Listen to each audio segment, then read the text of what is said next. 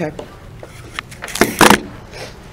So this is back to a capital topic? Yeah, so I'm going to let Rohit kind of brief the municipal service district, and y'all can ask questions to him about the numbers and where they were originated from, and the need for an economic consultant to come in and reassess some of those numbers. This is just preliminary discussion, preliminary numbers, just kind of food for thought so that you all can kind of ponder over this concept. I don't and this even think I idea. put the numbers in this presentation. Christina, is there a decision point for this, or is this for informational purposes?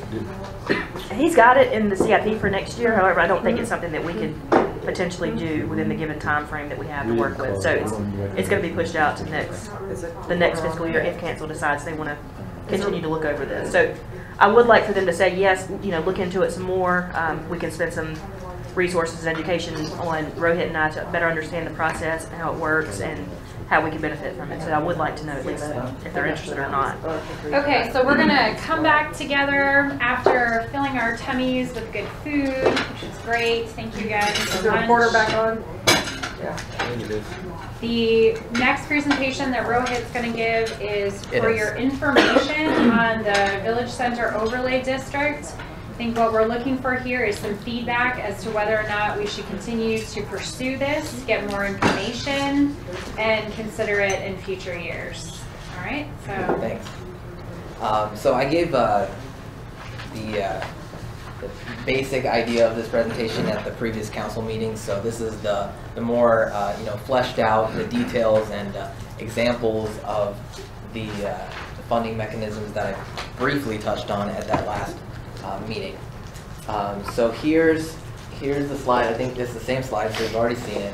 Where we are and what we would need to accomplish a village center, and various funding mechanisms that we can use that are going to be outside of our current tax revenues, so that we're not pulling from that budget. So here we are. This is a village center district, and the village hall is currently right here. We're looking at this site is our currently planned village hall site, but we're also looking at this house and that house potentially for a village hall. So that just gives you an idea of where it is. And so this is from the survey. We had a question on the survey that said, the question was, do you support the development of the village center, which would be located on Newtown Road between Marvin Road and Marvin School? And we got 54% that said yes. That's pretty good news. It's more than half. Probably enough to at least go forward with exploring the possibility of it. So these are the parcels. Bless you. These are the parcels that they're not in the previous version, but basically from my talking with the property owners, we determined that these are the people that want to be in the village center, and so we have 18 parcels with 12 owners of those 18 parcels. The orange area parcels are churches and residential lots that don't intend to be developed, and Scott Lett's parcel, which is this one, will only have commercial activity in the front of it, and it will probably just have residential activity that you would expect for a central downtown area, but not really commercial going all the way back to Meadowlark. And this map is just conceptual, just for high-level discussion. This is just conceptual. Sorry. That's okay. The planning board is going to be fleshing this out in the next few months, and so we'll probably come back to you with a much more detailed vision for the Village Center District in about 3 months. So what I'm showing here in this map is that we have, first of all, the need for infrastructure, and the blue is water and the green is sewer, but as you can see, the water and sewer are not present in our downtown district, and that was kind of what spurred me into thinking, we need to look into funding or, helping fund at least to get the infrastructure to the properties, so that, the developers would deal with the infrastructure within their properties. But And in terms of infrastructure, you're just solely referring to water and sewer. in this slide, but we have other infrastructure that we're talking about. So here's the minimum water line extensions that would be required to get to all of the properties, to at least get to their property line, and then they can deal with putting it within their property. And here are the minimum sewer line extensions that would be required for the same reason. And when you say minimum, what is that based on? The minimum as in to get from where it is right now to the edge of their properties. And this is what I would call common infrastructure, so that you could justify spending public money on it. And there's another concept of a shared driveway, which I came up with here. There's 4 properties that would benefit from a 4th leg of Waxhaw Marvin Road's roundabout. That would be a shared driveway because the NCDOT has regulations that you can't have a commercial driveway within like 400 feet of a roundabout.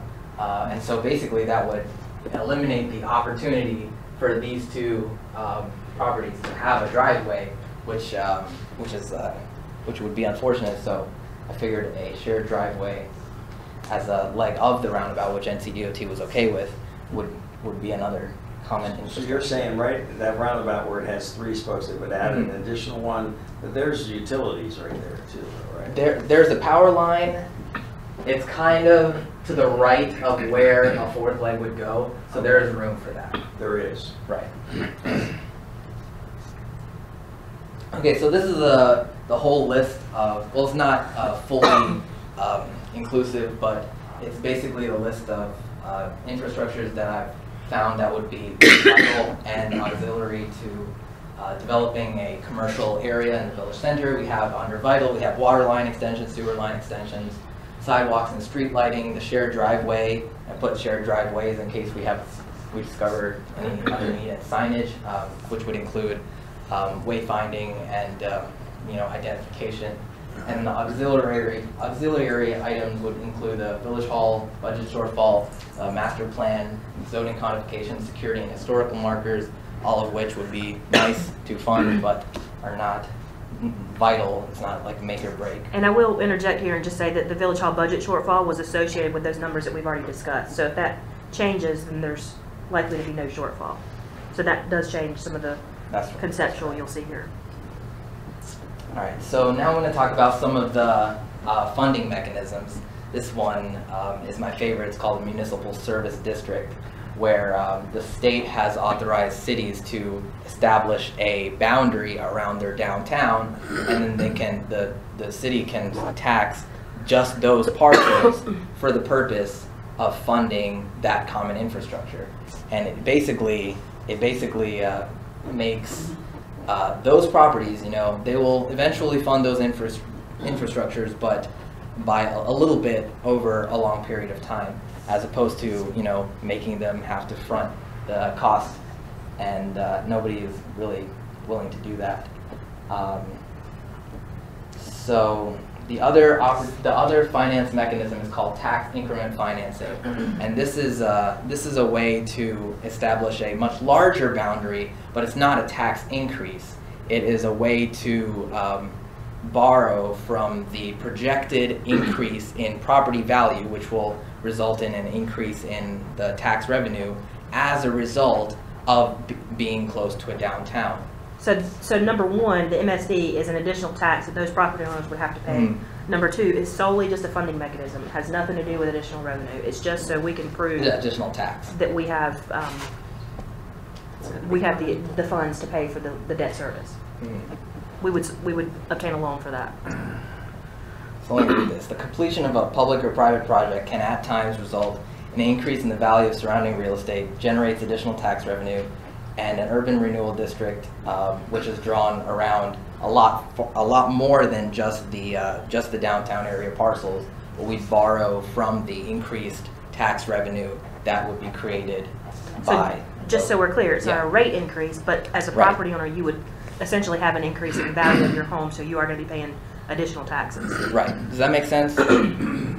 Okay. So you're relying really on how many times do they do valuations? Union County? It's every 8 years? They must do it every 8 years. 8 They years. can do it as early as every 4 years. But this is one of the reasons why I'm requesting an economic consultant before we get into this, so they can determine if we were to do a combination of this and other methods I have in the next slide, they would determine, what combination of the MSD tax or the TIF, what, boundaries will we have to draw to get the required, amount of money for the budget for all the things in the couple slides ago. So these are a couple of more other funding mechanisms. An overall property tax increase, saying that a downtown is an amenity for the whole town. And then we also can apply for grants such as Main Street America, which is a subsidiary of the National Trust for Historic Preservation, also the CDBG grant, which is Community Development Block Grant. So my understanding is that going the historic route creates another issue with what needs to be done and how buildings are supposed to be treated, that sort of stuff. So that may not be the easiest. It is an option, but that takes Right. us into maybe a higher hoop we have to jump through. You could also say that it's what we intended for the area, because we want to preserve some of the buildings at least. For example, the Banks Church is an icon of the area, and by requesting a grant from the National Trust for Historic Preservation, we'd say, we want to develop around it, but also dedicate some resources to keeping some of the areas in this strip, the same, and preserving them. That's why it's on this list. So these were just kind of other ideas that we kind of shot out, just so y'all know what the options were. Is that your last slide? I have a concluding slide. On the bottom options are, if we were to establish a tax, of course, the money would come in slowly over a long period of time. But as a government, we are in the unique position that you can borrow those funds for very low interest and collect the funds, over the course of the tax lifespan. So the kind of gist of what we're looking for is just letting y'all know that that funding mechanism is out there for the overlay district. Do you want us to continue to assess it? We've got it in the CIP for next year, but it's not going to happen next year. We're going to have to push it back. So Yeah. we've got some continual analysis that has to be done. If it's something that council is interested in us pursuing, that's kind of the direction we're looking to obtain at this time. Do you want us to spend much more time looking at it, or? Personally, and it goes back to what I talked about bringing the experts in, we've had presentation about this from a company that's locally that has done this, and it wasn't attended at all but by me and the full planning board. This was years ago. And then we had a second venue that we brought one extra councilman and a person who was with the planning board.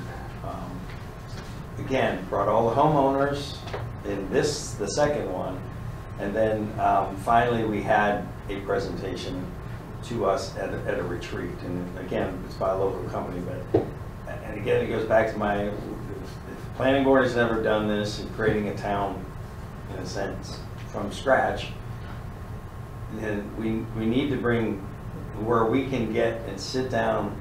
Planning board's there, council is there, and we're listening to a person or a company that's done. Okay. And how do they do it? And I appreciate this, because this is it gets us thinking about what ways to fund it, but maybe there are others. And I know there's this big term we're not allowed to use in this town. It's called developer, but that's what developers do. They come in and they look at this whole thing, and you're either sometimes a participant as a landowner, or maybe you don't want anything to do with it, and you just want to do nothing and keep it as it is, or do something and sell out, whatever it is. But my point is, we only have really one shot at this. We've talked to some people, Kim, you and I, when we were canvassing for votes a couple of years ago, that one guy was like, this will never work. There's just not enough, he called traffic or something. It wouldn't make sense. So I didn't even know if it would work and stuff. One other point is, so they say there's something, what you label it, what you name it. And we've been calling this the Village Center District. And I had a term that someone used with me that, and I will share, it's a Village of Marvin Heritage District. If that's something I wanted to float out there to the council to say, hey, this is our we talked about our roots and all that kind of stuff, that you kind of labeled this, instead of village center district, a village heritage district. And in full disclosure, there was a conversation with Mr. Lett, who calls me on a regular basis, and just always has opines on his opinions and stuff. But he's the one that gave that. He says you have a phenomenal opportunity in this, and I agree with him. It's just that we got to do it right. But a lot has to be how it's pitched to the community, the buy-in of the community.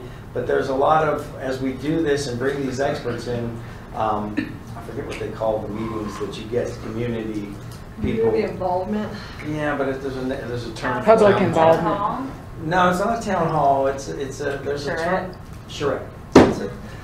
For these, you do small charrettes and you get people involved, and then so you don't get the pushback that if we just throw out something to this community saying we're only at 54%, I bet you that number could go up significantly if it's, because I will tell you this, that individual who pitched this downtown hall, and he did Burkdale, I'm sitting there as the mayor going, oh, brakes, brakes, brakes, no, no, no, and then all of a sudden the light went on, and then there happened to be in that first meeting a person who was always vocal and always against anything, doing anything in there, and happens to live in the Meadowlark community. She came up to me after and said, we need to figure out a way to get this message to the community. It's like this being the naysayer person most of the times was now like on board, but I'm telling you, having us do it, whether it's planner or council, that we all have our different backgrounds and stuff.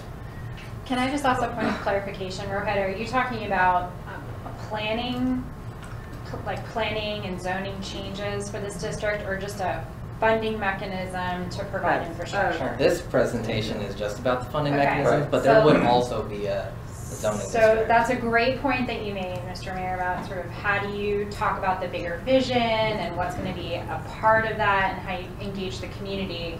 But for this conversation, what is the feeling of the council around the feasibility question, which was your other point? Is there a need to get to the bullets that you had on the last slide? Some additional consultants in to sort of flush out these options to determine if they're even feasible to fund the infrastructure. I suppose I'm hearing a yes from you, actually. Yes, that you would prefer. that's what I was Yeah. going to sum up what Joe was trying to say, and maybe less say than it. half an Don't hour. say it. Is that yes? I think that we want to. I think it's smart to you guys get more information. You guys reach out to experts in terms of the financing structure, the different options that we have, but also to Joe's point is we've never done this. Start reaching out to people who have done Right. this as you're continuing this process, because they may have, like Joe said, other options we just haven't thought of because we don't do this. In Main Street America, Main Street North Carolina, they are programs. They're basically like that. They're basically that. They get people together, people who have done it and people who have not, Perfect. and showing the successes and what they could have done better. And we found a conference. Main Street America is doing a national conference, but I just found out also that Main Street North Carolina is doing a conference too. And those would, if we went to those, we would gather a lot of success stories and other funding mechanisms I that I haven't absolutely think considered. that you guys should do that. I think that is smart. But I would also, if you can share with council that you have talked to these individual parcel owners and they are That are receptive of the MSD tax. The first couple of slides that you had, can you go back to the overlay? Have you spoken to any of those property owners there? I've spoken to all of these property owners about varying levels. I've only come up with the MSD tax recently, so the property owners I spoke to before that don't know that I'm proposing this, but property owners that do, they're generally in support of it because this is a way, because they recognize that commercial development is impossible in the current state of infrastructure. The big thing is that you've done all the hard work, which is talking to the property owners, because they're the ones that are going to make it happen. Mm-hmm. and they want to. Yeah, and they want to. All of them want to. Yeah. The only thing that concerns me and it has been from the very start about this village district, if you want to call it that, is that, you know, in America, it's very disappointing. We had 300 some odd responses to 1,800 households. So when we look at 54%, you know, personally, I'm not impressed, because I'm sitting there going, you've got 300 people that responded. What would the other 1,500, 1,400 Bless you. people in the community, bless you, feel? Right. That's what I'm saying. I'm not throwing any cold water. What I'm saying is that that's why it would be so important to pull everybody together, pull the community together, and say, look, you know, you didn't take the time to fill out this card, but 54% of the respondents said they'd like this. You know? I don't know what happens if you all of a sudden have 1,300 or 1,200 people saying, "Are you kidding me?" You know, I don't know what would happen in this meeting. I don't know how you go through it like that, but you know, the buy-in from the community, I would assume, is real important. Which I agree with you there. My only, I don't know if it's a concern, but if you don't take the time to fill out a postcard, are you going to take the time to come to a meeting somewhere? Yeah. So But go ahead. there will be a lot of public input and a lot of public involvement throughout the process, because it will be a rezoning. There's going to be public hearings. There's going to be a lot of public opportunity. The next steps that we're looking at is we need to make sure we've got our numbers right, Yeah. and we need to make sure financially we know what we're doing. So I guess the guidance we're looking for now is if y'all are okay with us proceeding with hiring someone, I do have it in the operating budget to hire an economic consultant. So you'll see that here shortly, but that's kind of the gist of what we're looking for. Is there a consensus to continue on to assess this district and to expend some resources I mean, I think to so. do so? I mean, I think this is a brilliant idea. I think this gives you your, I like that, village heritage district. I like that. And I think this is the opportunity that we've been looking for to get something done here. Because again, if we don't, I feel like if we are not a good, because we're a property owner in this We are. in We this own parcel. We own. Yep. So if we are not a good property owner neighbor, then some of these people are going to say, all right, hello, Mr. Representative, Ms. Representative, pull me out of Marvin and I'm going to throw a mattress store there. So unless we do something, because a lot of people that Joe and I encountered didn't want to do anything, but if you don't want something, what do you always say, Joe? When you want nothing, you get something you don't want. Yeah. Because it's decided for you on higher levels, and we have an opportunity to have a say in what happens. Yep. So, and the intent for this was just really conceptual, high level. We'll continue to pursue it and look into it, and we'll bring some things back to you all. So is the economic person that you have in the budget for this, is somebody that can also look at the financials Yes, for us? it is. Yes. Perfect. So Because that will give twofer. you an understanding of whether or not you're even going to be able to pursue the zoning Correct. changes. There's no sense in riling people up if you're not going to have a funding strategy to put the infrastructure in. Yep. I mean, Other than the economic consultant, literally everything else will be in a separate revenue stream from our property taxes currently. Okay. It'll be a separate department, so to say. Right. so it sounds like we have consensus. Yeah. Can we Great. go with that? All right, should we turn to the operating? We should. All right. Tick, Um, tick, tick. Look, Job, Rohit. Yes, good job. Naysayers over here. where is it? Just, I want to see Sure, that you like want to that. be on record Oh, saying no. Marvin doesn't have enough traffic? I didn't say that. I don't have any fancy Joe grasses. said that. What? Joe said Marvin doesn't have enough traffic. Yeah, Joe there was said an that. individual that was a retail expert. No, I know.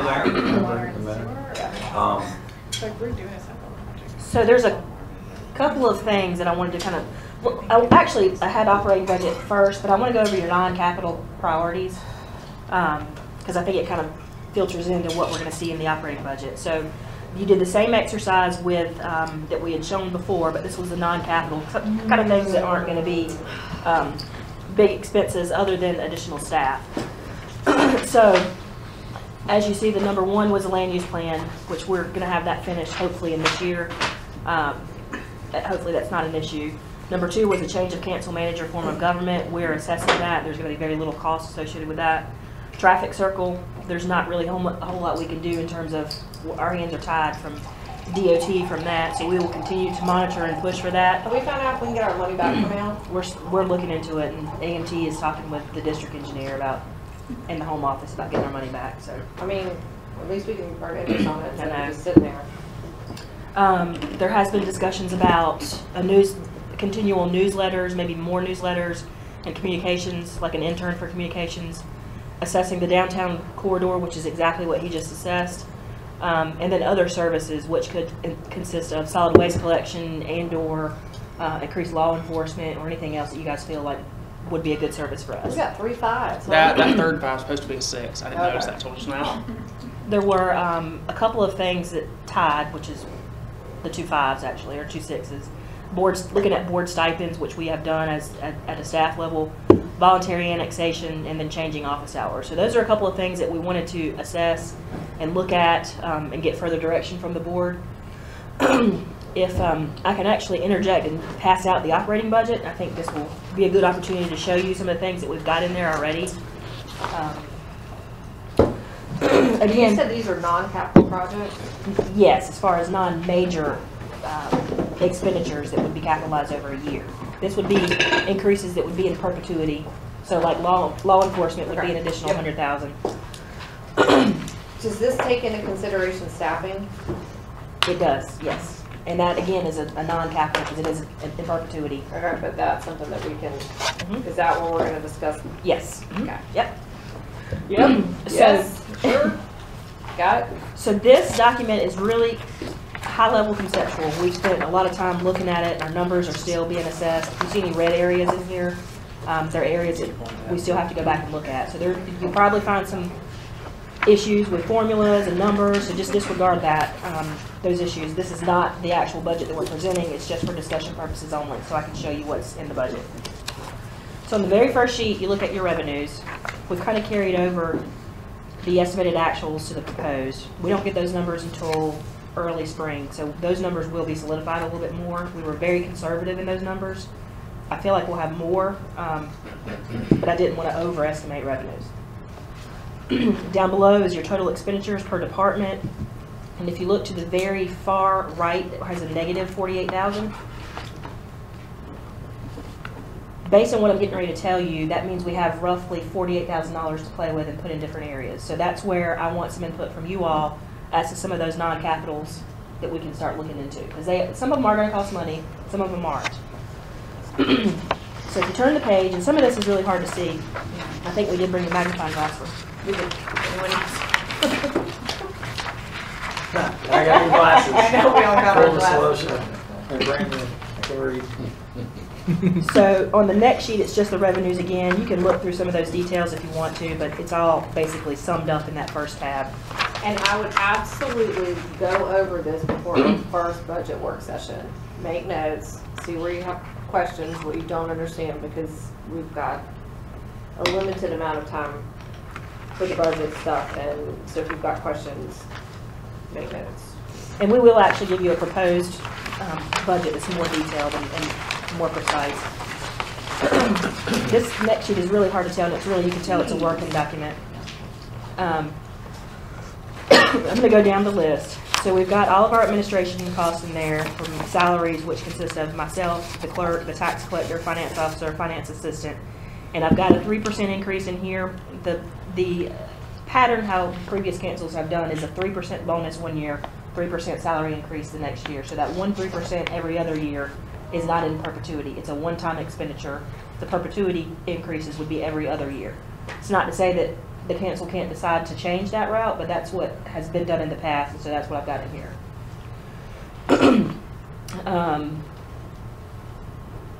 So we do have a finance officer position in there that I've put in there at $25,000, which would be a part-time position to kind of replace Chris.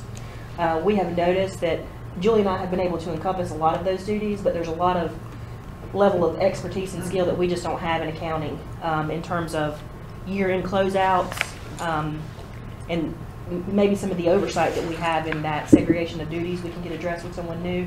So we do have that in here as well, just so y'all know that would be one additional part-time staff member that's in here. I think that staff, I mean, I think you guys need more help. And I think you need more help than a part-time person, especially in finance. Okay. That is my opinion, but I don't, you guys, neither one of you are experts in finance, and you guys need help, and your other duties are being, you know, you're having to put that stuff on the back burner, your stuff, you're being pulled in a million different directions. So if it were up to me, I would be looking for a full-time finance director for the village. Full-time? Full-time. I don't know if you all, not to interrupt, but the LGC just put out a notice yesterday with changes to the Local Government Budget and Fiscal Control Act that will require all local government units to have a finance director moving forward. There you go. So, But I absolutely think it needs to be full-time, and I've had, you know, Thank you.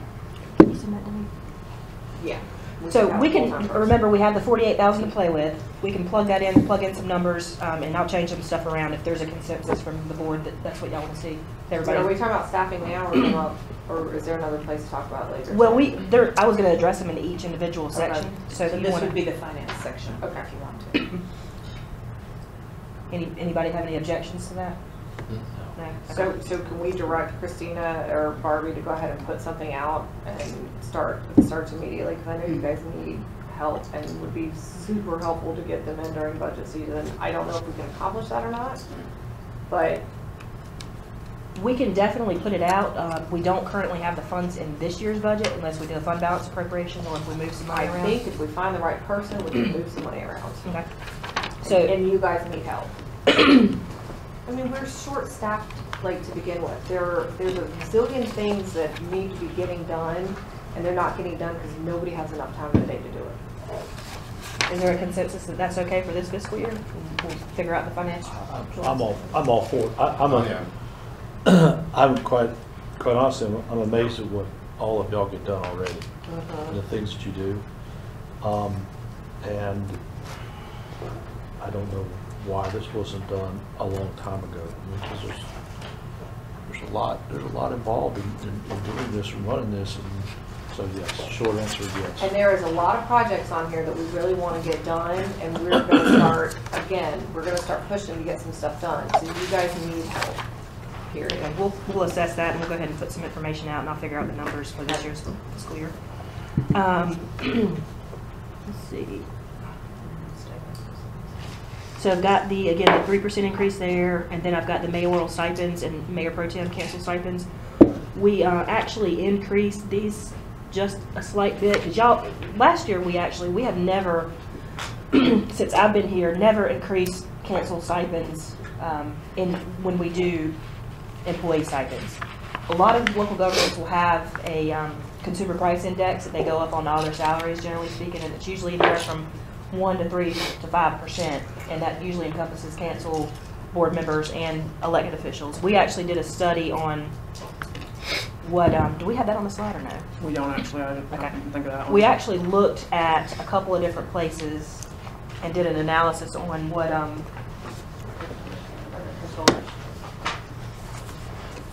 council members were making in comparison to what you all are making. Is it in there?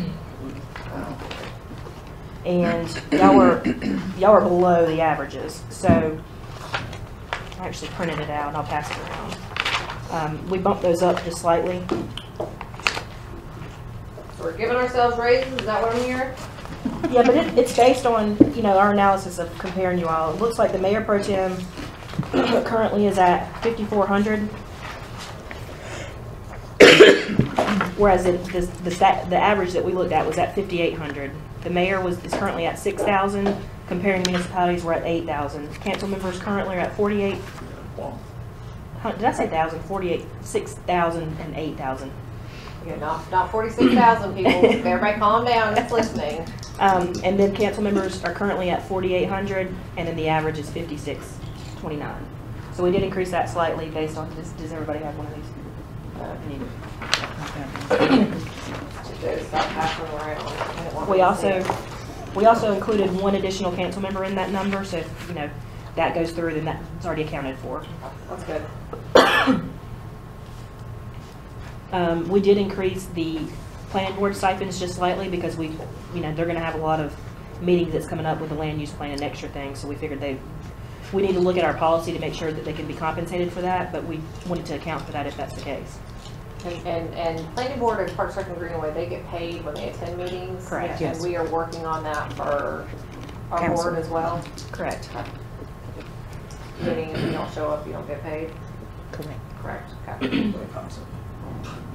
Health insurance number in there is just in there for a placeholder. We don't have the numbers yet, so we just put They something in basically there. just tell you what those are, correct? Yeah, exactly, and we'll have to adjust. Same thing for the next couple of things, disability, life insurance. Retirement's gone up substantially this year. This is the local government retirement stipend, or the pension. It's gone up from 8.95 to 10%. So we did encompass that percentage increase.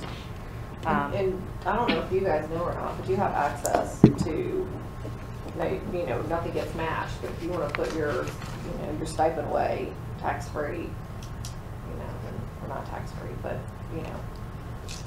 for retirement, then you have access to that.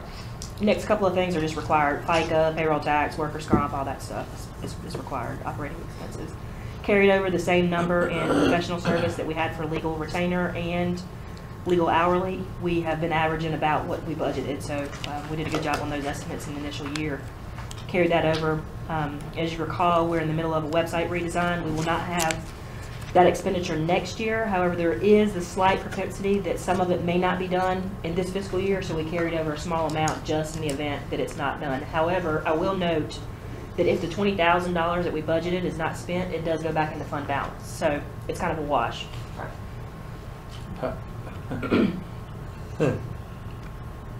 Is that like a website, you say you call it a redesign, is it a refresh or just redesign? No, it's a total redesign, totally.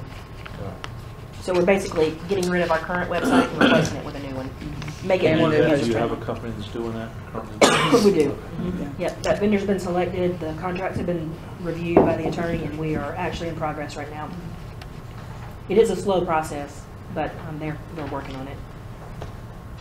And the auditor contract has gone up slightly. I don't know that number right off the top of my head. I have to look at the new contract. I just plugged in a number for purposes of this, which should be about right. Codification of ordinances, that's a regular expenditure that we have.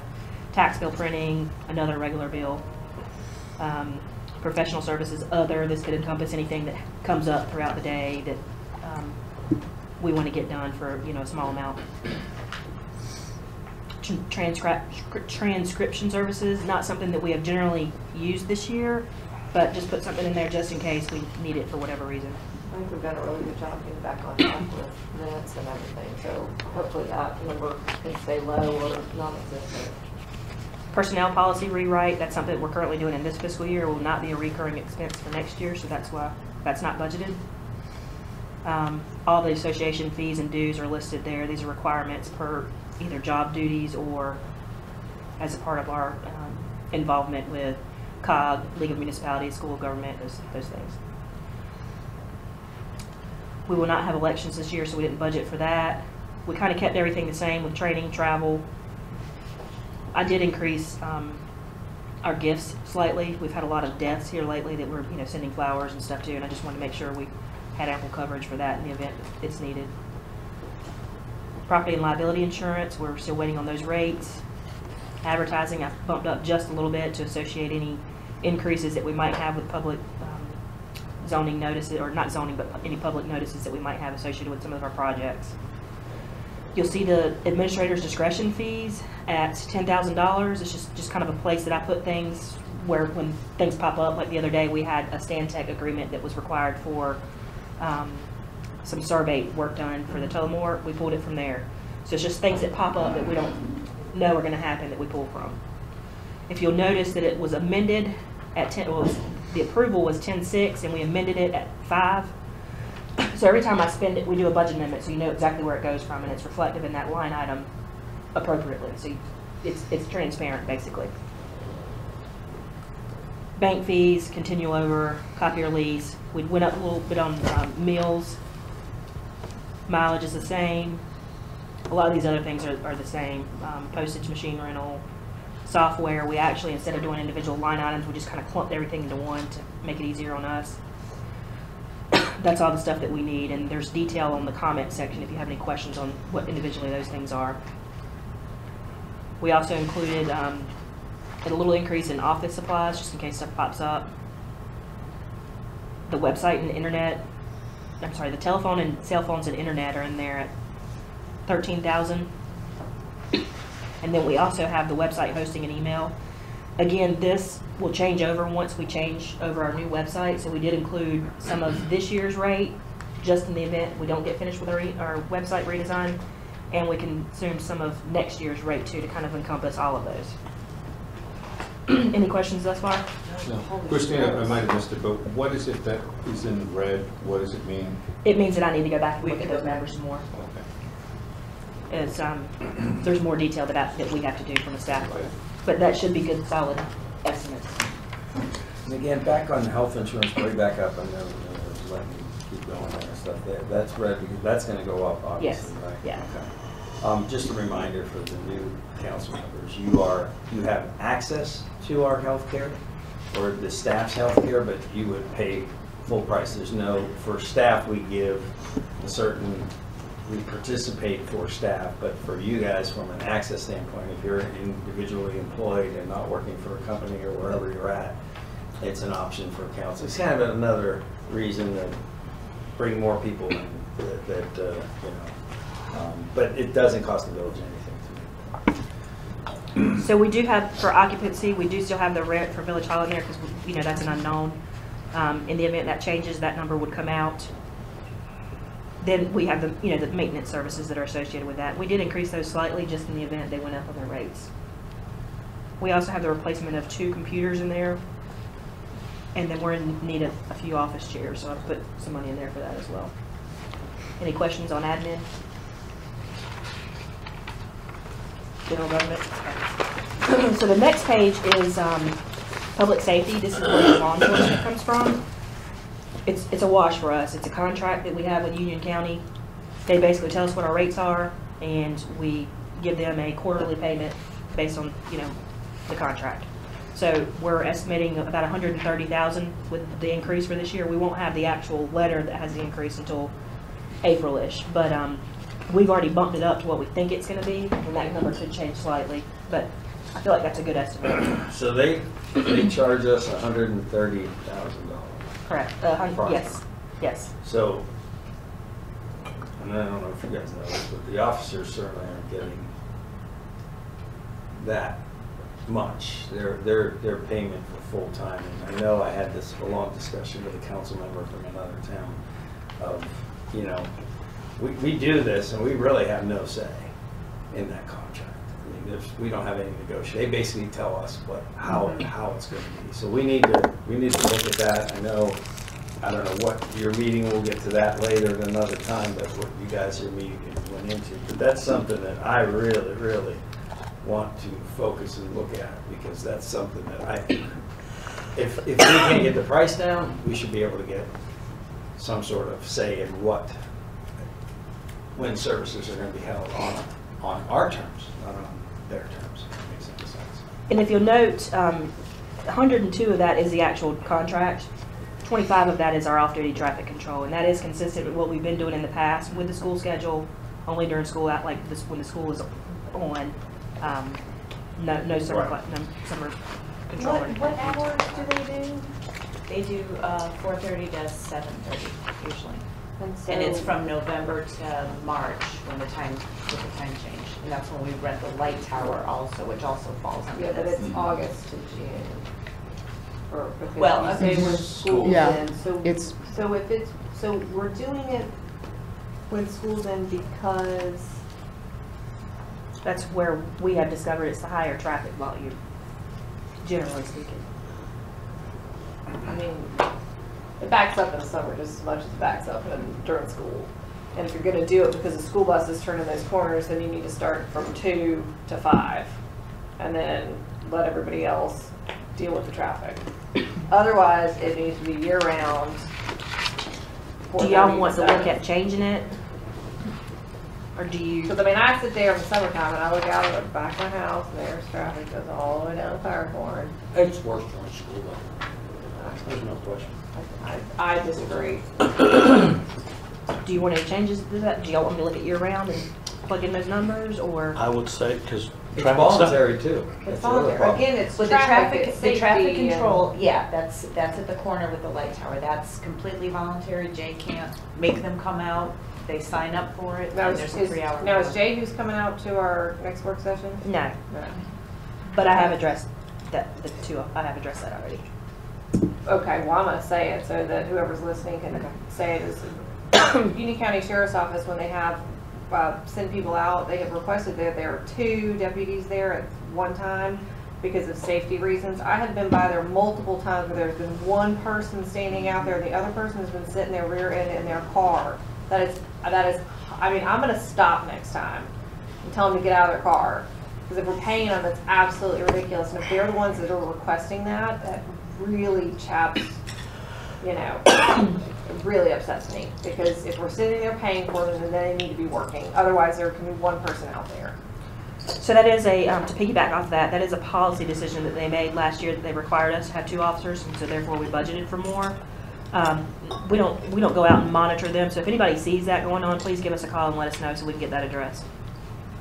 We have addressed it with their command staff, and hopefully we won't have that problem again, but if you do see it, let And me there's know. a shift change, that's the tricky part, right? There's a shift change at what time for officers? You're talking on the corner of. Yeah, but what relates to the volunteer officers showing up is, we have it scheduled from 4:30 till. To 7:30. To 7:30. Okay, so there's the 3 hours. Just on that. I think there's Right. a shift change at 5 I or think 5:30, something like that. becomes one of the issues that, as they're doing the shift changes, that if they make it on a regular basis, or who takes it, weather plays a factor, believe it or not. I know, It's I know, more when it's down- raining, they don't wanna go sit out But I there. know the shift change became a part of that, but to Kim's point, I've been by there so many times, and I make notes sometimes that they're, either closing up shop or they're not doing their job, sitting on the corners, and there's backup. And I'm like, I mean, we're paying you to be out there, we got the safety, the lights, all that kind of stuff. I don't know, it's frustrating. Well, I encourage anyone, council members, citizens that see that, to just call Village Hall and let us know so we can get it addressed. So do they notify you guys if they're gonna be, someone is gonna be there ahead of time? It's hit or miss. No. It's There's hit or no- Okay, miss. they I just get show the up bill. and then they tell you. We get the bill with saying this officer worked these 3 hours, this one worked the next day, these So- 3 hours, and so. So obviously they have to sign up at the sheriff's level, right? Yeah, yeah. Okay, so if they're gonna sign up, part of the contract is, you need to let us know when you're gonna be there. And here's why. Because as a traveler and stuff, believe it or not, when I come out, I can't tell if there's an officer there. But if I'm running late to get to school or whatever, I'd like to know if there's an officer. I have to turn on Waze. And Waze will throw, if someone was kind enough to put a police officer logo there, I'll know there's an officer there. But if we're gonna pay them and they're getting a schedule on that level, and this goes to the website, you can easily click on a website or get information when officers are gonna be there. I think and they're stuff. talking 2 different things. I think he's talking the off-duty is the volunteer. It's the off-duty. Yeah, not the contract, No, we're all talking off County. duty right now. Okay. We're not Yeah, talking. right, we're but not it's talking part Easton. of, that's Okay. part, But but that's I'm part sure of the we have a contract. contract for the off-duty as well, right? We do not, no, we don't have a No. contract for all. No? We pay them by And we the pay hour. and the check goes right to the deputy. That we don't pay the county. But for the officer. they have to, that deputy has to sign up somewhere with the Yeah, he sheriff's signs up office. at the state, yeah. And I'm just being realistic, I don't know the feasibility of them doing that, but I will look into it. So they Well, get. because we if somebody pay signs them- up and then there's like an emergency Yeah. somewhere else, they get pulled off of Yes. it, they're not So we gonna. pay them directly, and then the Yes. officer, We've got- they just go grab a police car and can use that police car? and- I mean, they're off duty. They I are not- understand yeah, that, but yeah, they're they're- going to grab, Mhm. before they come to the police station, it has nothing to do with Union County. That has nothing to do with that Sheriff's $99,000 Office. contract that we have, it's different. So speaking in terms of staff level and additional services that we'll get to, this is an area where if you want more, additional law enforcement, whether it's off-duty or another officer, it is something that we have to look at a tax increase for that.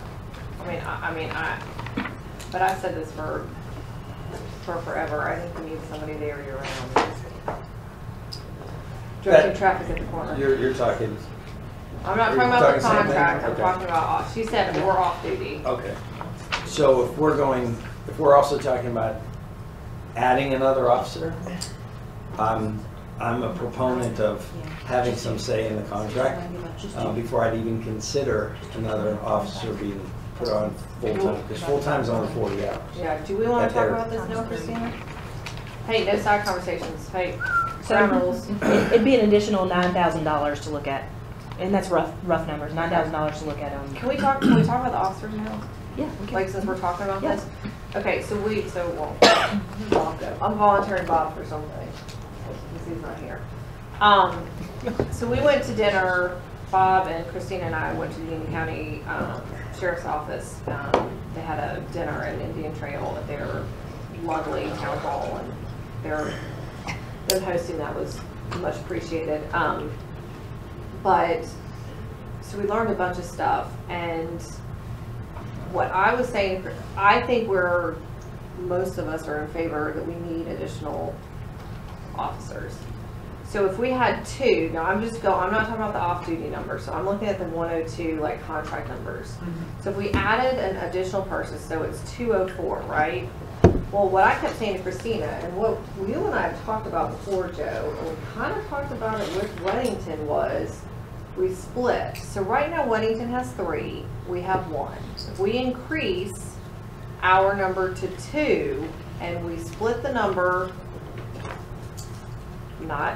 down the middle, so we pay half, we'd end up paying $250. So we'd end up with 5 deputies and pay an extra $150,000.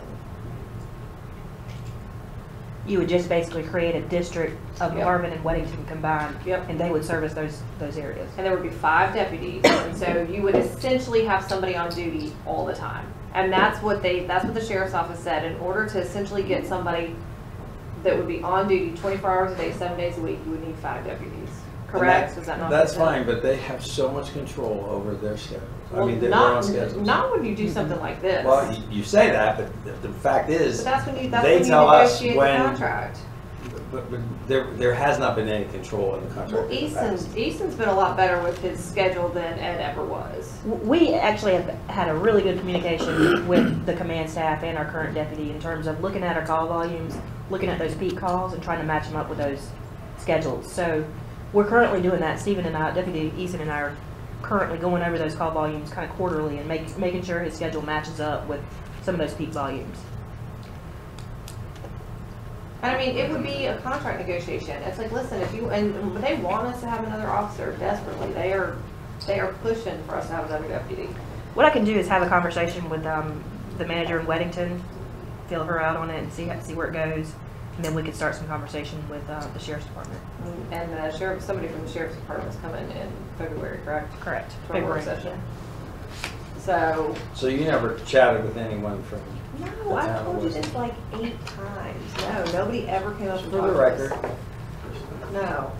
Because I know there's an interest from other municipalities, specifically Wesley Chapel, that would like to negotiate contracts with the county sheriffs as a group of municipalities walking in. So there's more, you have not just Marvin dealing with the sheriff's department. It's Marvin, Weddington, Mineral Springs, anyone who services it. Waxah's out because they have their own police force.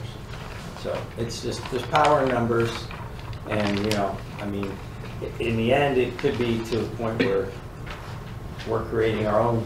So here's the problem. Right now, if we got rid of our officer, does that mean that we get no service? No. No, because we're already paying a tax to have an officer being serviced. And that officer, when we're paying him to be here, he is obligated to go elsewhere if he happens to be the close one. If it's outside of Marvin, even though we're paying for it, it's... I thought we clarified that question. Do we not clarify that question? We did, and he does. If he's called out, he's the closest he is to respond. But just as equally, it happens the reverse as well.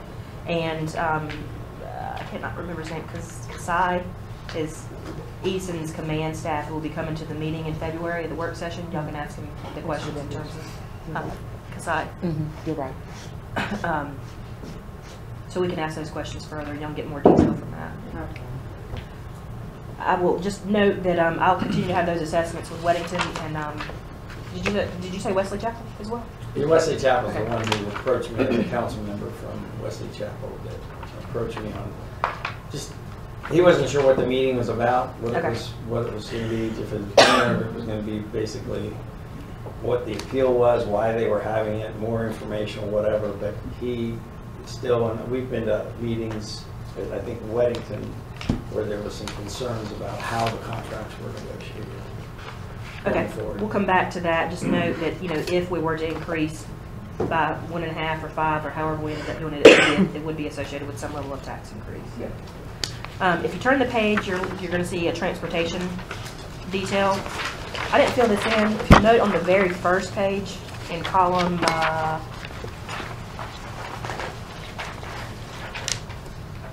restricted intergovernmental, where you see the 141,345. That's the revenue coming in for Cowbell, which is the expenditure that I have in transportation. The expender. So we'll figure out those details. I just wanted to kind of watch that for purposes of Which one? getting the are you budget. looking at? I'm sorry. Yeah, I can't. I was looking in the middle. It's a restricted intergovernmental. Oh, yeah. Okay, and that's Powell funds? Yes, Gotcha. yeah, the 141, which is basically a wash from the expenditure that I have listed. Gotcha. at And 142. is that the number for next year? It's not solidified yet because our mileage has increased slightly, so I need to go back and modify that. But there should be no difference. Excuse me, sorry. There should be no difference in what we I got bring it. in and Yeah, what we spend out. So it's gonna be a wash. Yeah. The next page is your Parks and Rec. So here you have your park manager / code enforcement. You also have park maintenance associates, which we've had an increase, if you note, the estimated actual versus proposed. And the reason for that, if you look at the amended budget for this current year, we're at 33 for these park associates. And I'm proposing a 44,000 expenditure. And the reason being is because we've had some vacancies in the last year that have exceeded several months. So we've had kind of an interruption in some of the service that we've had and the quality of what we've done at the park for the lack of staffing there. So what we've done here is provided one more full-time employee with full benefits. So hopefully we can attract someone to come in for that job and stay for it, and we won't have such heavy turnover. Okay, so, yeah, please.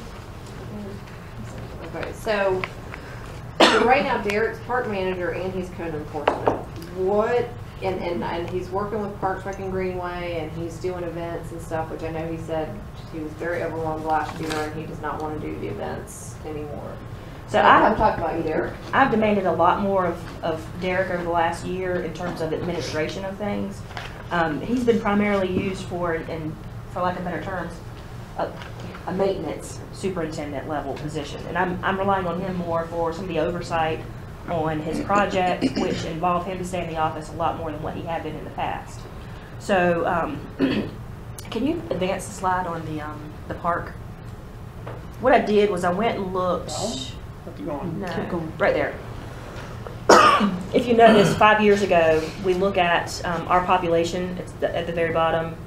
It kind of the rate of barn rentals and our population are going up, as well as the non-resident parking. So everything that we see is going up. However, we have never increased the staff levels at Parks and Rec. So it's an area where we aren't seeing increase of usage. Barn rentals, I can't remember the exact number, but they were substantially higher last year, which causes a lot more taxing, work hours for him and oversight on his staff. So we felt like hiring one full-time person could kind of be his, he could hold their hand and he could come in the office and do more administrative type things and rely on that person to kind of oversee the staff and do more of the groundwork, so to say. Okay, so that was gonna be my question. So Derek's, he's doing park manager, plus code enforcement, plus Parks Rec and Greenway, which has a lot of more administrative stuff than just overseeing the physical park. So now what we're looking at adding is like a park maintenance manager that is gonna literally just oversee the park, and Derek's gonna be more of like the Parks Rec and Greenway manager. They would be park and trails, Right. but it would just have no admin component to it. The new position. The new position. Yes. Okay, so parks and trails, and it would be purely maintenance, supervising the seasonal staff, that type of stuff. Yes. Yeah, Okay. Events set up. Event setup and that kind of stuff. So then that will help you have more time for code enforcement stuff and issues, and then the administrative stuff that runs along with the park and the stuff that Park Rec and Greenway are asking of you. Yeah, and it would also give me somebody to have there full time to work with if I needed to step out of the office and tackle a large scale project. Okay.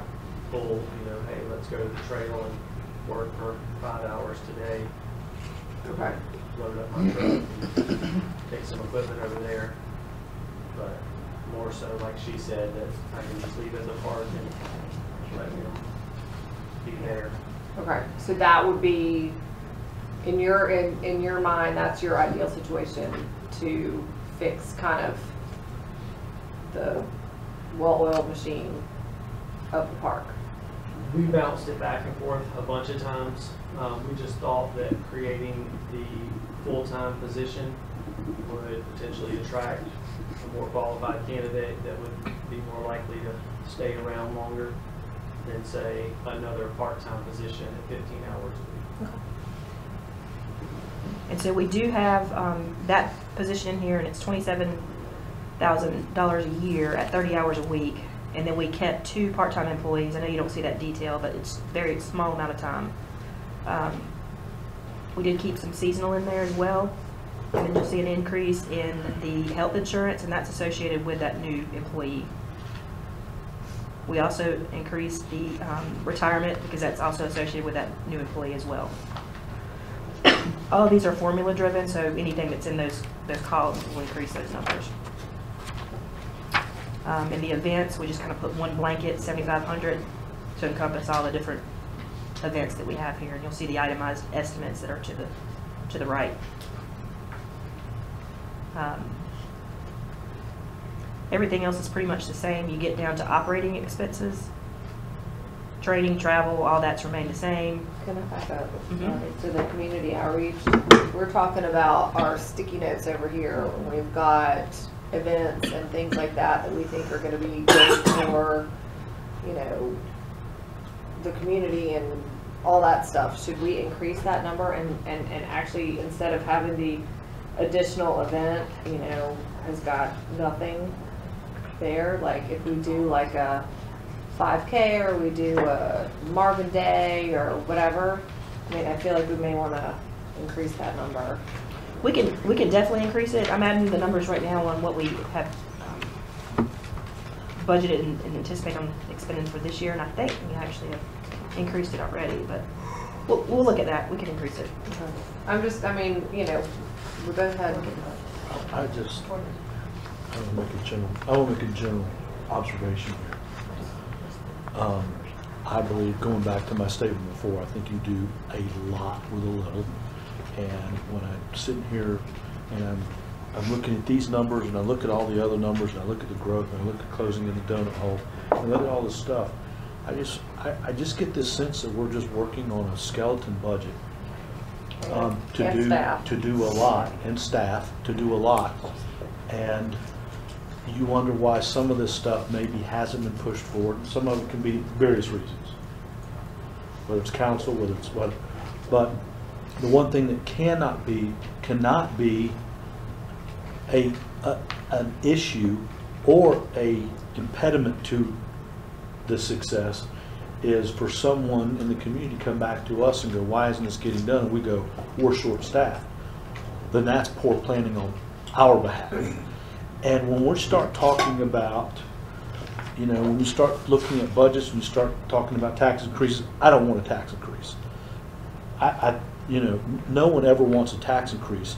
However, when you start talking about the things that you expect or we should strive for when we start coming up with mission statements, it should not be that we penny pinch the hell out of everything that we've done. That's not what, as a citizen, I want to hear. So if the trails and stuff aren't kept up, and if this hasn't been done and this hasn't been done, that's a reflection of us.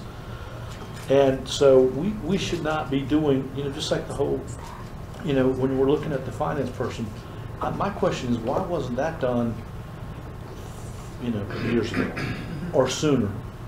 And again, I don't want to raise taxes, but I think at some point in time, there's a diminished return. Yep. And I think that's something we're struggling with. I think in all of this, we're struggling with. I think in fairness, correct me if I'm wrong, but Christina, from the finance person, how that all, there was kind of a person that was doing more of a full-time, we were paying her. And when we brought Chris in, she was the one that suggested she could do it in so many hours. That was of what we needed, it wasn't required by the state.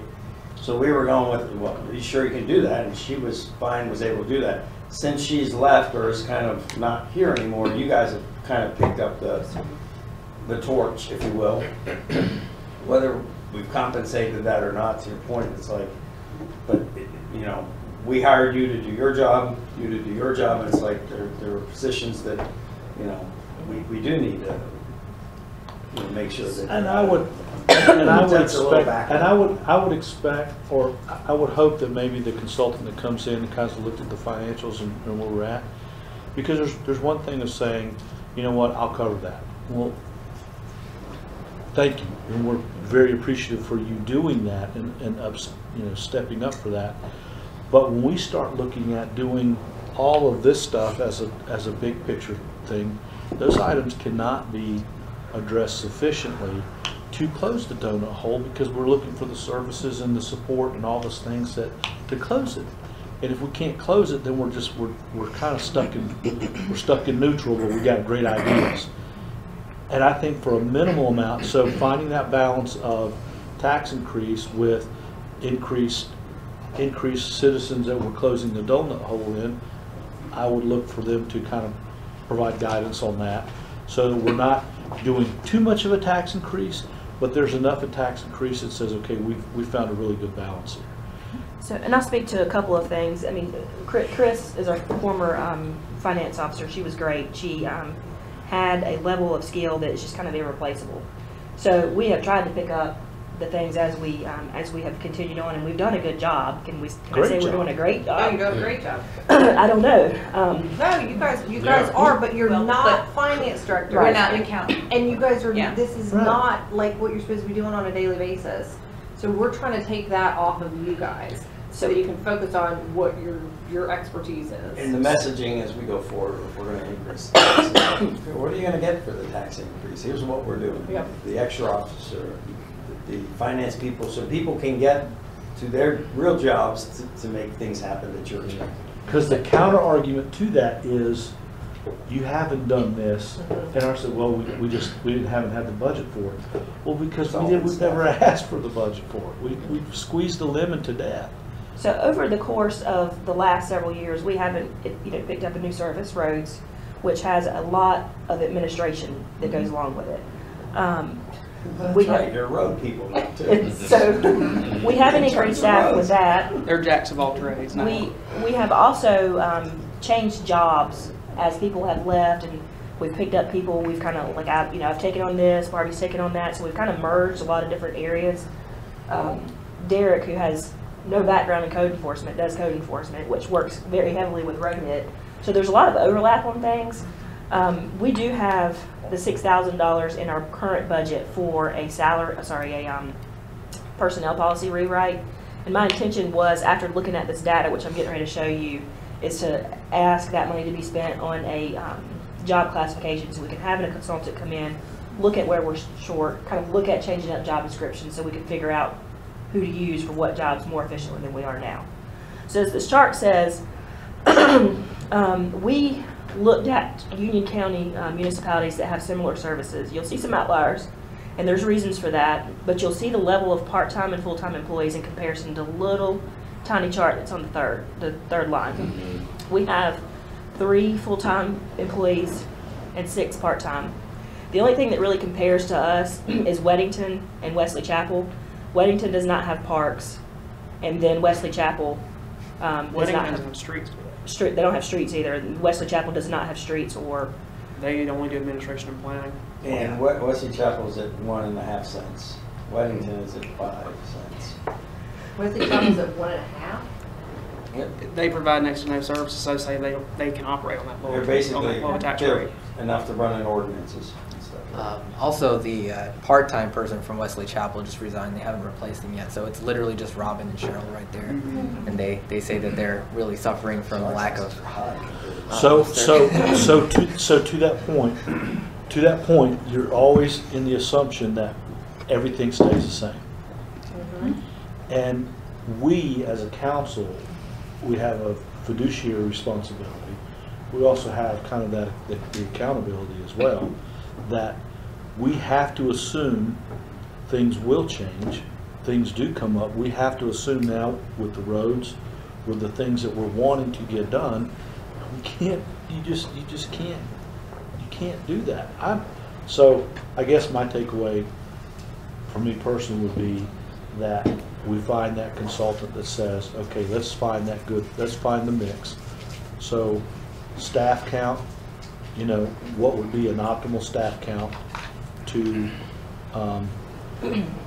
address our goals and our thoughts of things that we want to accomplish. And a lot of those things that we want to accomplish within the next 2 years. I can tell you, the staff, I appreciate what y'all do. I think you've done far exceeded what's here. But I think we need to come up with an optimal goal. And that also that goal goes with the, an optimum tax increase. So we'll, in the meantime, I've got the $6,000 budgeted for the personnel rewrite, which is very minor in nature. I don't think it's going to cost that much. So we can put out some information and get some vendors back to us with an estimate on that, and I'll bring it back before City Council and our Village Council, and we'll go over that. Because I wouldn't want someone in Marvin community to describe what you just described. You got 2 people, one just left, and now nothing's getting done, and they're going to look at the council and the mayor and go, what happened? And they say, well, that was really kind of poor planning. So we do have proposed in here one additional full-time parks person. So that will take that number up slightly. Do we have a place to put them? The park person or Yeah. addition? In the shed we're going to build. His office is We do need an office. He's going to be using that new picnic shelter. Yeah, the playground shelter. But in all due seriousness, that is something that we struggle with a lot. Derek has no formal place to work. I mean, we're moving him around constantly in Village Hall. We'll get there. It's really not conducive work environment. We'll get Austin's there. Temporarily with us. So just so y'all know, it is challenging. All right, so moving down, we'll increase the events. Moving down to operating expenses, training, travel, all that's remaining the same. We do have a Wi-Fi in there at $5,000. This is to assess the installation of public Wi-Fi. I don't know if it's possible. Apparently it was looked at several years ago, and they didn't have a line run, so we're going to continue to look at that before it's in your final budget. That would help in a way of security too, right? Because we have no Wi-Fi there, we can't really put a live camera on there to see what's right. Correct. What? You're correct. Okay. But I know there's cellular stuff that we can install there. We just need to assess to see if some cable's been run since the time we looked at it last. If it's not a possibility, we'll take it out, but it's there for now. We've got general repairs in there for about the same thing with vehicle mower, gas, equipment, landscape, all that's the same. We've increased slightly just for inflation on some of these things. And then going down to the Greenway Loop projects and park projects, I'm sorry. You'll see the 49.5 listed there, this budgeted, and that was taken from the CIP as it's been presented to you today. So that number is obviously going to change based on our conversation, so we will change that number. But that number is derived from those projects that we went over in the park CIP. So once you approve the CIP, you're basically solidifying to me and staff that you want to see those projects move forward. We will put those in the budget in that line item right there. Does that make sense? Yeah. Did you have a question? No, I just had a thought, and I don't know where this goes with any of this. There's the There's the unit where we got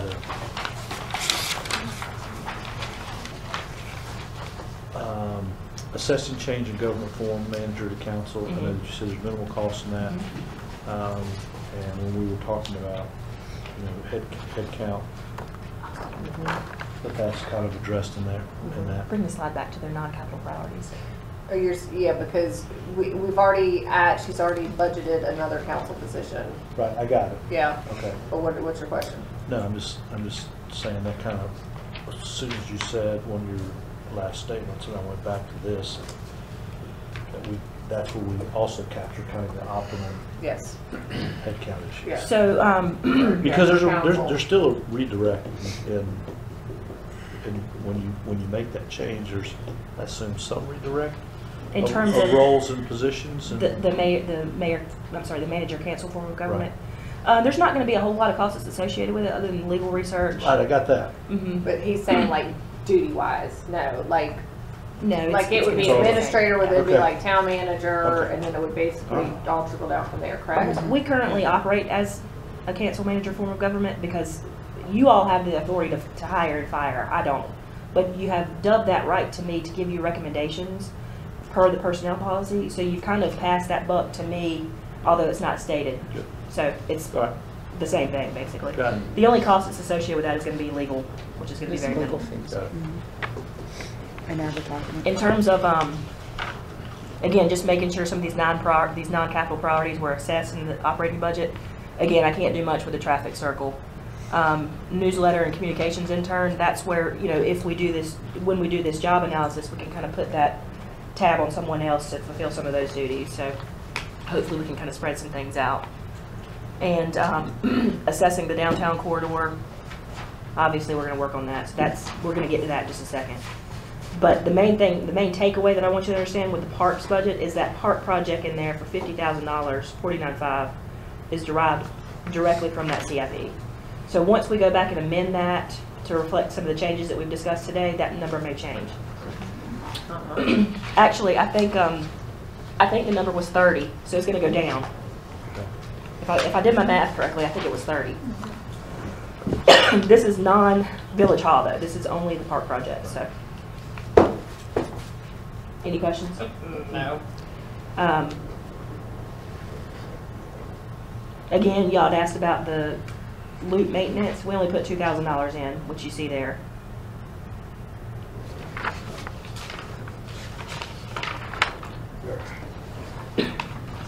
Changing over to the next tab, you'll see the totals. They're right in line. If you look at their requested from last year at 222 to 219, they're right in line what they requested last year. Where are we in? Here. Second to last page.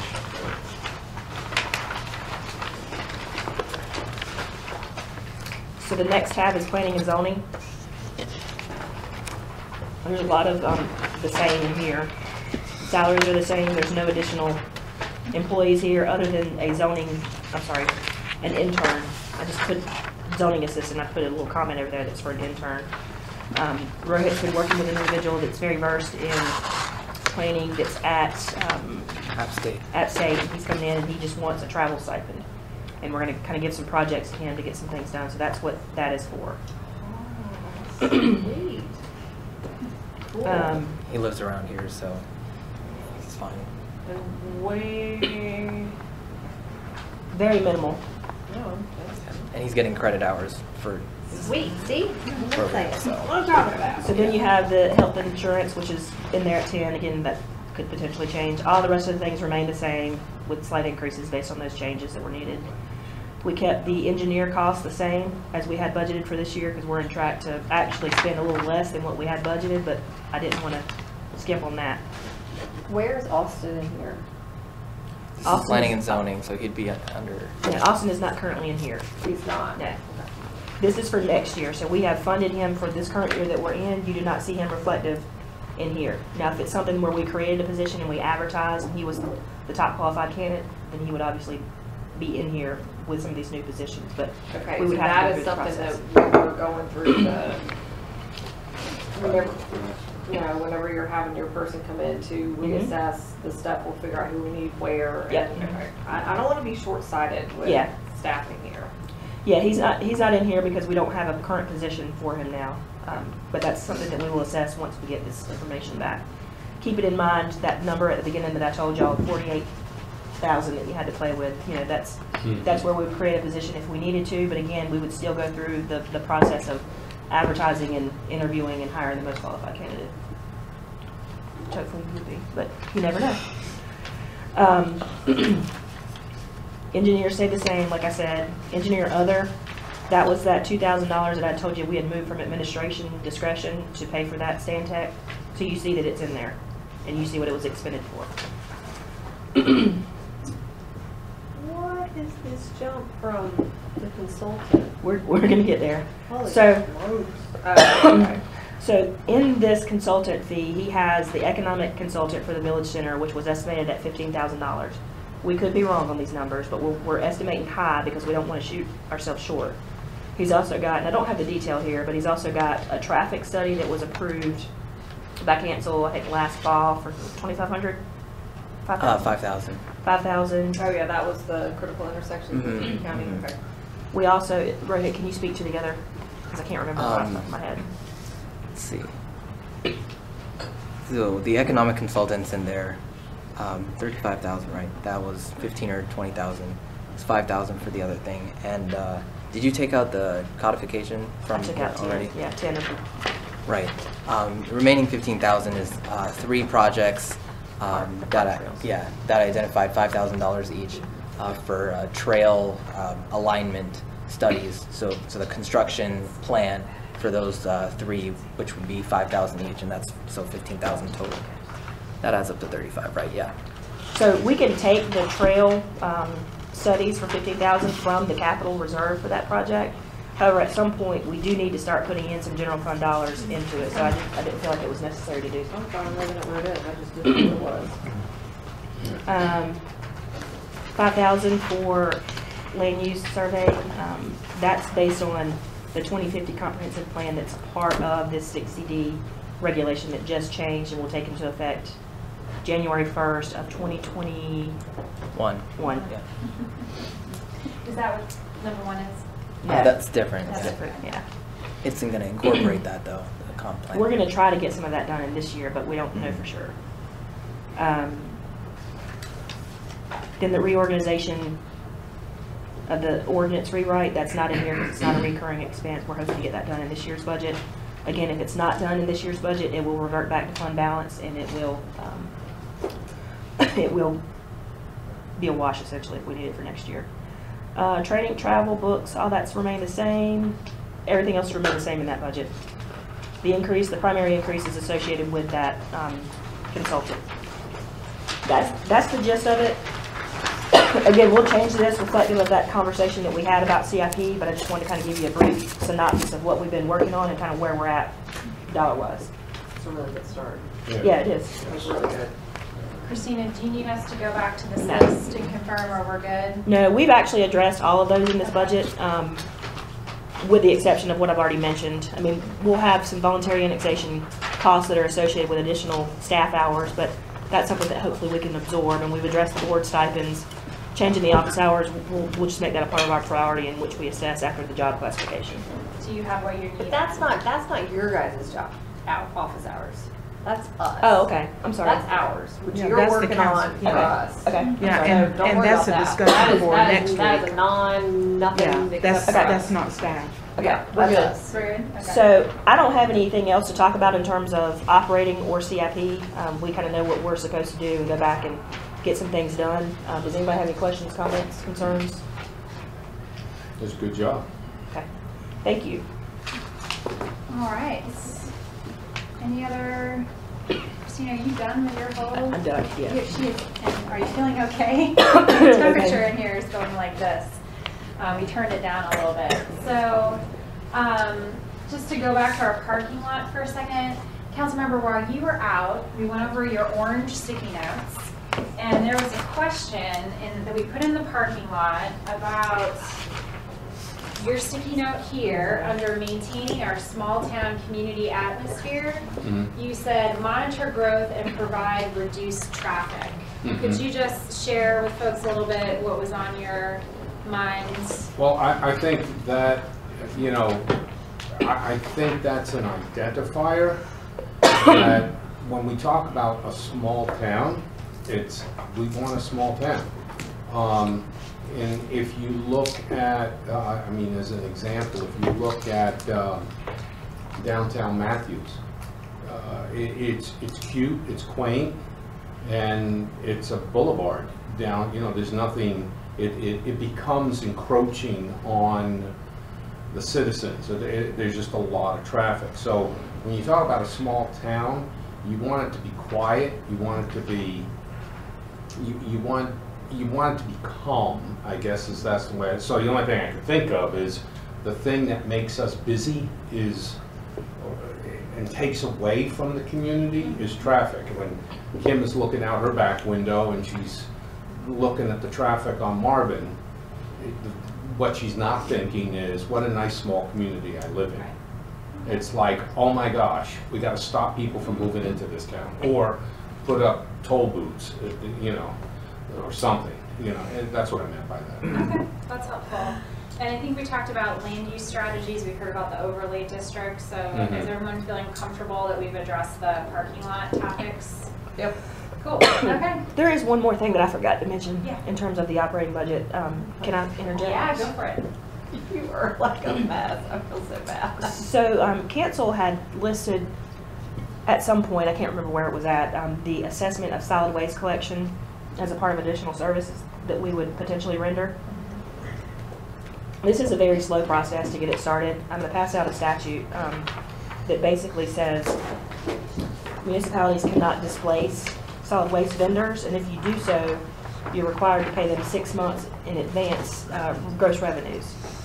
What? So you can read the statute. I highlighted the relevant information so you can just read it shortly.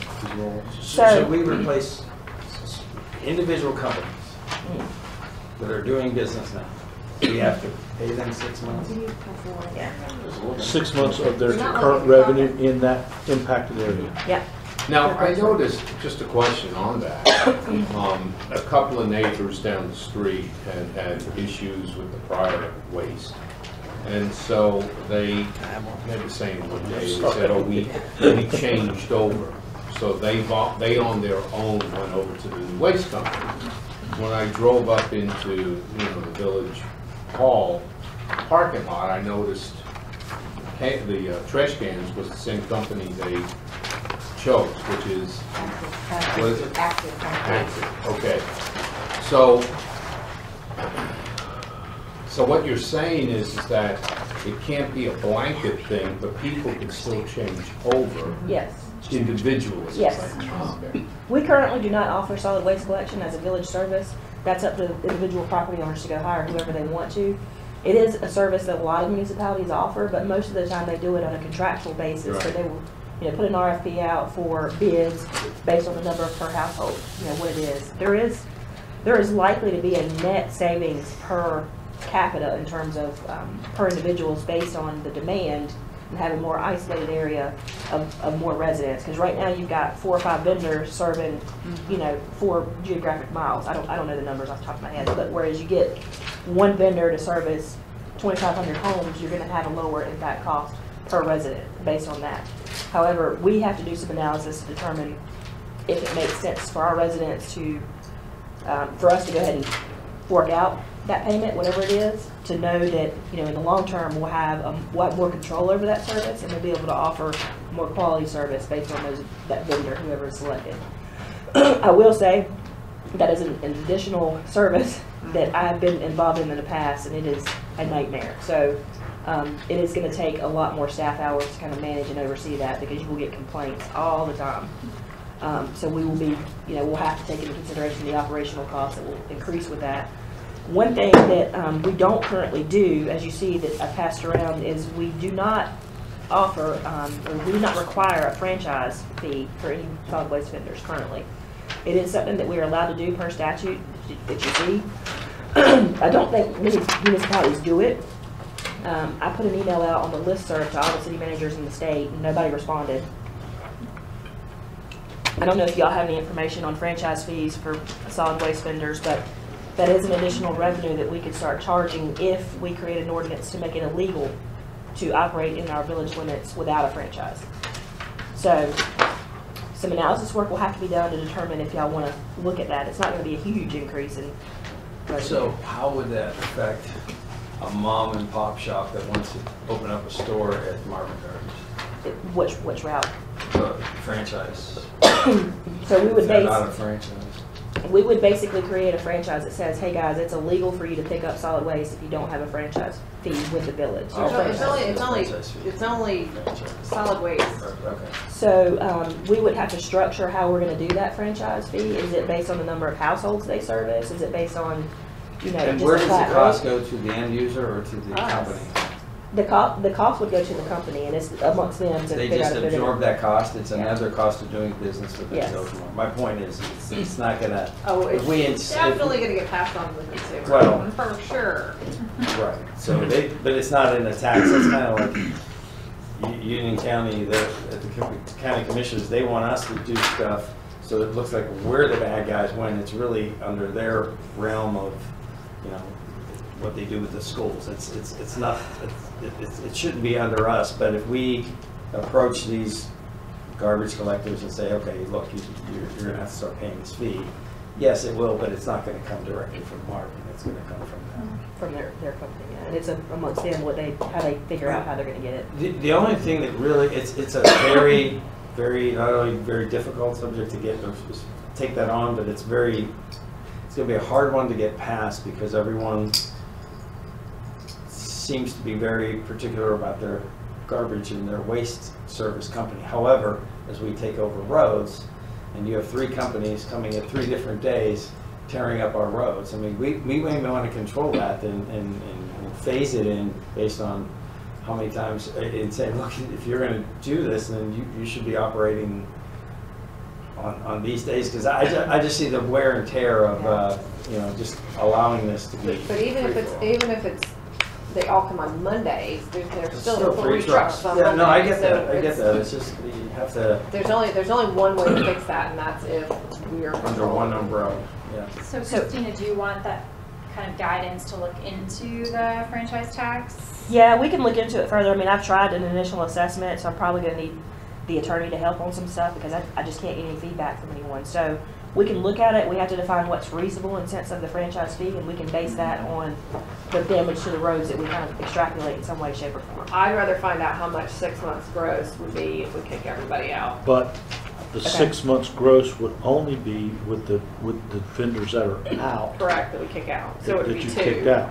And you have to remember that if I'm putting this in my head correctly,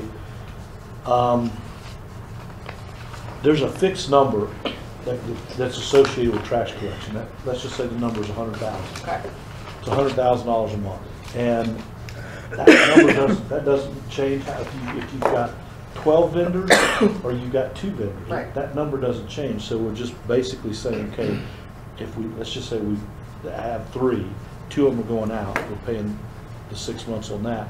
But once we've done that, then we're set. We're locked in. We're in the business. That's a sunk cost. That's cost of doing business. And we'll, And then, and again, this is kind of the theme I'm going with. It's additional responsibility, but it should not be, we should be thinking more on the lines of, it's not an additional responsibility for your current staff. It's going to be, you know, does it take half employee to do that? So I don't want, from my perspective, I don't want you to think I'm trying to add something to your plate. I'm trying to let's try to take something off our plate so that we're allowed to fill the donut hole. Because unless we do the steps we need to take to entice, enhance, promote someone closing the donut hole, it will never happen. We'll be talking about this 10 years from now. So I Does think that help you? it does, absolutely. And I think the long-term goal is, us to look at per resident, what's the decrease going to be? Because we're obviously going to have a higher quality of service. We're going to have higher control of it. We're going to have higher control of our road damage. So in the long term, we have more control over several aspects of our operating budget, which is going to be a net decrease to constituents pockets, basically. So, yes. Right. And that's where, Can I bring up on this? My neighborhood has talked about having our HOA, because we have 3 garbage companies come through our neighborhood, and I'm in Marvin. And we're talking about having our HOA, just pick one of them, and then put it in our HOA fee. So it's still so it still doesn't involve the town, but the HOA. So instead of me paying $84 a quarter as a resident to have the garbage collection, that it would go as part of my HOA dues, take it off my personal, but then you have one truck that goes through the neighborhood. So that was. so the fact that it's being even, It's just being talked about. it's Just- being talked about. Yeah, just within our 100 To houses. me, it's a Oh, there's perfect multiple opportunity. neighborhoods that are talking about it. Yeah. I know, but it's a perfect opportunity for us to be able to take the lead on that and say, you know what, don't worry about it, we're gonna do that. We'll No, take. but what I'm saying is you've got more buy-in in the community. than you Absolutely. probably- That's why I'm saying it's a perfect opportunity for us to get ahead of the whole game and say, you know what, we're gonna take care of that for you. So when we go through our list of accomplishments, next year we go, you know what, we did that. The other option is can we somehow go to the HOAs and say, we're going to, new ordinances that you're requiring, since when we take over your roads, so start planning now. We haven't taken them all over yet. Let's say, for instance, this neighborhood here, which the roads are soon to be taken over, is instead of putting it on us, throw it to the HOAs and see if they lose. But every HOA, you're assuming that they're all gonna pick the same one. Well, they have to decide, they vote on it. So it's not our decision, it's them I as a get it, community. one could do trash company A, one could do trash company B. No. one could do What I'm C. saying is the HOA tell its residents of that homeowners, saying, look, we have to go, This is who services. this is who's gonna service us, and let's all vote on it. And it's Right, not but us picking. let's just say you had 5 HOAs and all of them are. I'm just throwing out numbers. You could still have those 3 trash companies because that HOA could say, I'm gonna deal with vendor A. Right. And this neighborhood's gonna go, I want vendor B. Right. And then you're stuck with the same thing. You're No, gonna have no, you're 3 not, trucks. because it's not coming under our umbrella, and it's our direction to the HOAs, the 16 HOAs we have, saying, look, you guys, we're trying to control cost and how much traffic as we take over these roads, and put them on notices saying, you're gonna have to go down to one service a week. And then does that circumvent this? No. It won't? You can still make the rules and parameters, but as you know, her point is still 3 trucks. But it's not a government, it's an HOA doing But it. it's still, to our point, Yeah, it's still you're right. 3 trucks. But I'm saying, it's not the government doing it, it's an HOA doing it. So is this- that a third option to pursue? I don't know. Kind of I looking have at no- I'm just talking out HOAs. loud. We can look into it. Good luck trying to get all the HOAs on board. I just We think can't it's agree on anything in our neighborhood. I just think it's a great idea. I think it's a great opportunity for us because we've already identified as closing donut holes. And there's only a handful of ways for us to entice, promote, enhance activity to come in. And that's clearly one of them because they're already talking about it. Right, well, I have that on the list. Okay. Clearly something, trash removal, snow, these are things that everyone could go down bunny holes and talk about for a long time. I'm from the Northeast, so, if you don't clear the snow, you don't pick up the trash, that's, you failed as a government. So we're done with our agenda. You all accomplished everything that you needed to accomplish, so that's fantastic. Just a couple of next steps from our point of view. We're going to be taking all the inputs from the strategic planning discussion, writing that up, providing you all with some options to consider for refreshing your mission and vision statement, the goals, which is the sticky note exercise was. Also, Councilmember, while you were out, we talked about your existing mission statement having a lot of really rich language around core values so that we can kind of use some of that since that came from the organization. So that's going to be our next step. We'll provide that information back to you for your reaction. We can continue to work with all of you to finalize those into a strategic plan.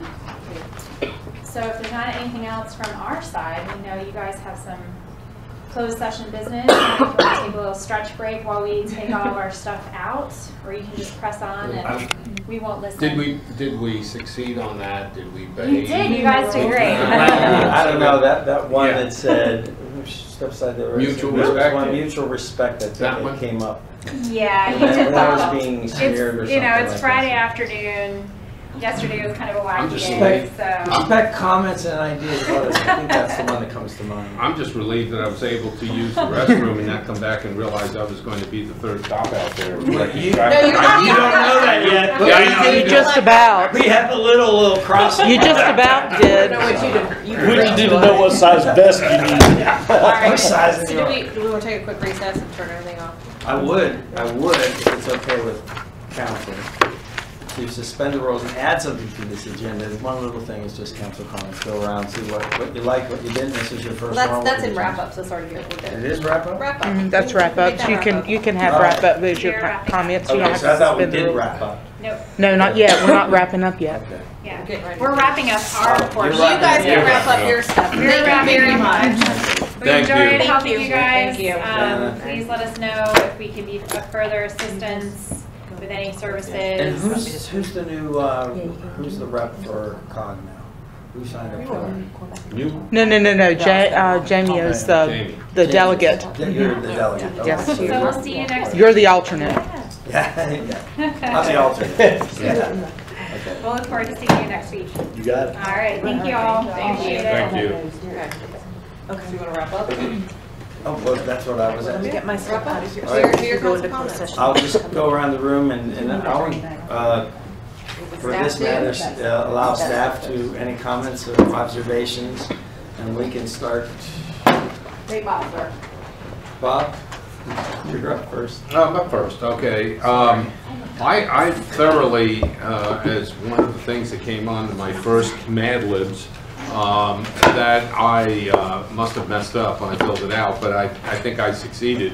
That, you know, this really put me in touch with the community. This was a wonderful exercise to be able to see numbers and plans and goals to associate with each of those, and I think we're moving in a forward direction. So,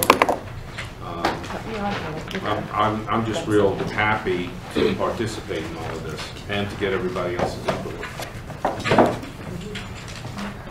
Shirley, you have any comments? We're gonna do staff too. Any comments about today or anything you'd add? No, this was subtract? my first retreat I've been to. Yeah. So, Change of venue maybe? Beach? no, thank you for your hard work. It's a lot, you guys are putting a lot of heart into what you're doing. I appreciate it. As a staff person and as a resident, I appreciate it. Christina? I just want to say thanks to everyone for their participation. Thanks for our facilitators and helping us to achieve our mission and carry out our agenda, and hope you all like the process. It was a little different this year, but I thoroughly enjoyed it. And I feel like we have some good direction from you all as to what you want to see in next year's budget and moving forward. Barbie? I don't have anything. Either of you? I can't think right now. It's too soon. Brandon? These events are good things. It gets everybody in the same room in a less stressful environment. So I think y'all did a good job participating. Can you come back to me, May? Nope. Nope. Turn, Barbie. Sorry, I'll give you a turn. Go ahead, we'll go back to you. What do you have?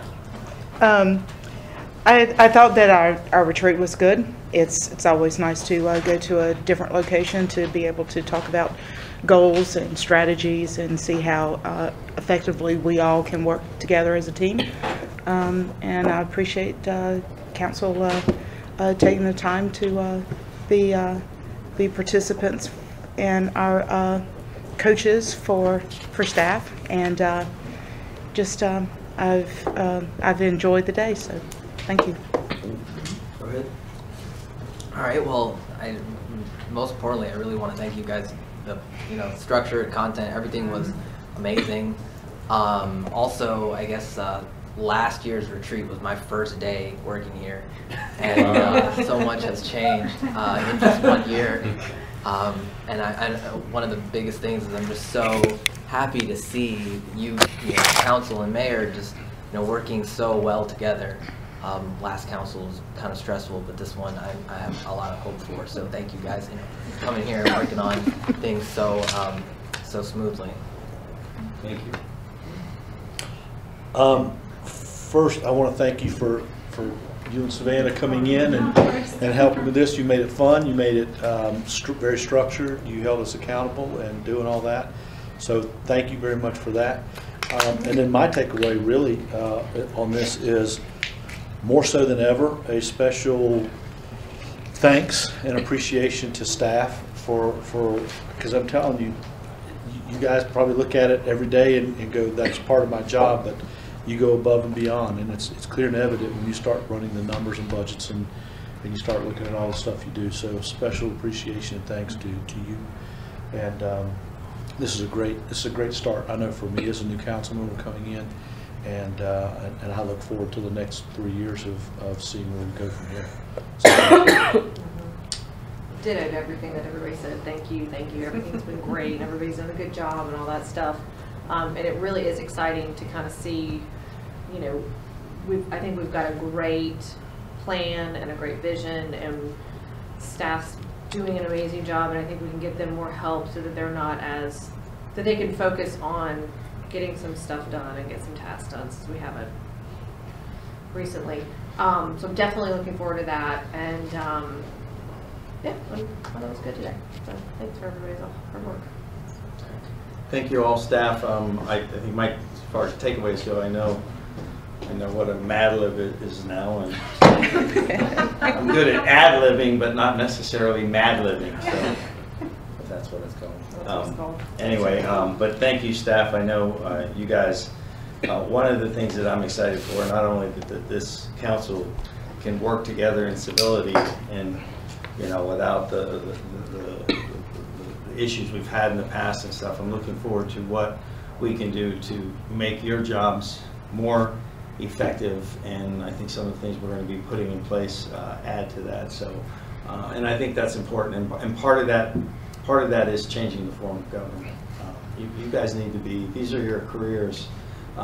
We're off doing other things, and these are your careers, and we don't want you having to worry every 2 years if that career is going to change. We have some stability in this place, so I think that's going to change, and that's all going to be for the good. As far as what we've laid out for us, I would, you know, I am looking so forward to seeing some of these things come to fruition, because it just needs to happen, and maybe it is an oversight from staff that we just didn't have the people in place. It's something as simple as that to make it happen. And but I'm very excited for this year. To COG, thank you guys for coming out. You've made it a lot easier on us, because we used to try to, I used to do this with the administrators, and you know, we learned a little bit about what a mission statement should be and those things. So that was very helpful. So thank you for that. And again, thank you for taking the time today for being here. So with that, oh, I'm sorry. I would just like to say, as a resident, it is wonderful to see you all coming together to serve us as residents and the staff, and I'm very excited about that. There was a lot of talk earlier about growth. You can't have growth until you have health, so I'm excited to see health in the room together. And then thanks to our staff, they helped me fill in all my inadequacies with my job. So, and we have an awesome leader. Agreed. But thank you guys for your service. Thank you. And with that, I will ask for a motion to move into closed session. We want to do a quick recess? Oh yeah. Yeah, Do a quick let's do it. recess. Recess. How about that?